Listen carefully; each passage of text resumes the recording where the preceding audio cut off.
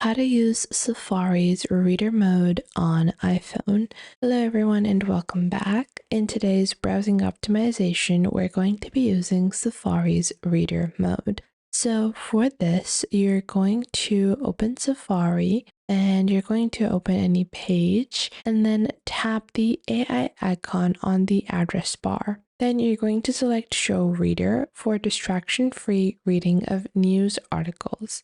So if I search for animal news, and I'm just going to go into news over here. And once I open this up, now I can proceed by clicking on the AA tool. And once I click on the bottom left where we have this icon, we can click on Listen to Page for distraction-free listening, or click on Show in Reader. And now this is going to show me the entire news article in the reader mode. And just like that, you can enable your reader mode on Safari. I hope you guys found this video helpful. If you did, like, subscribe, and share.